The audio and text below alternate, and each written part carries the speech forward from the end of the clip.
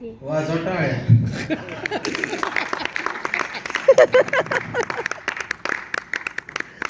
दोन चार दिवसापूर्वी तमाशा कलावंतांवरती गावगुंडांनी हल्ला केला होता.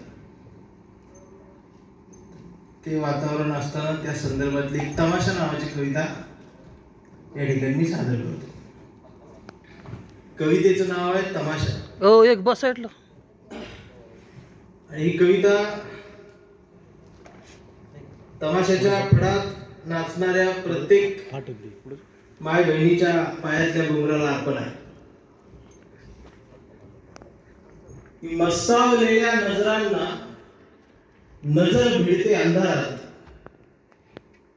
मस्तावलेल्या नजरांना नजर भिडते अंधारात. मोगऱ्याचं चांदणं माळते मी वेणीच्या अंबरात. ही शाहिराची ती लावणी बेधुंद ओठांवरती कत्तल करते काळजाची.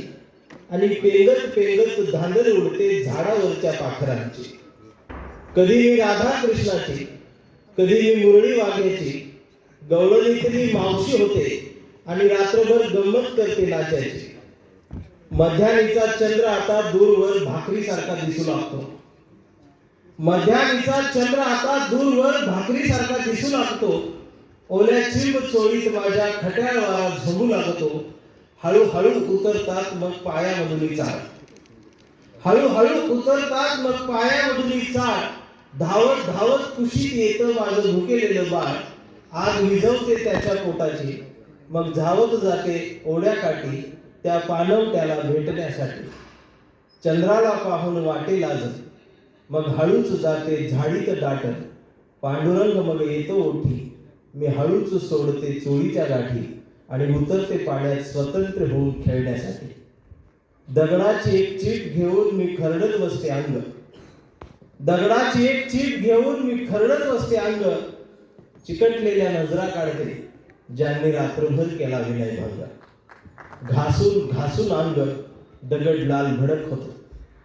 घासून घासून अंग दगड लाल भडक होतो. बोलणाऱ्या मोगऱ्याचा गजरा मुका होतो. आणि पांढर शुभ्र चांदणं वाहत जातं दूर दिशी. आता सूर्य उगवतो तेव्हा या दुनियेची बाई कमाल असते. आता सूर्य उगवतो तेव्हा या दुनियेची बाई कमाल असते.